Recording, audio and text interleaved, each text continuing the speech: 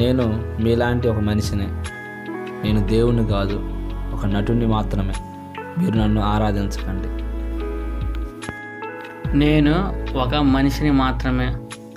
నేను దేవుణ్ణి కాదు, నన్ను ఆరాధించకండి. నేను దేవుణ్ణి కాదు, నేను మీ వంటి మనిషిని.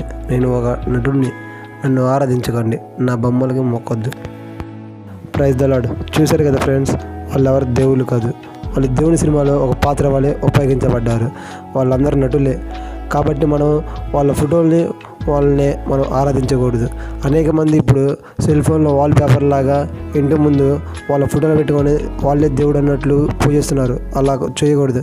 మనం దేవుని వాక్యాన్నే ఆరాధించాలి.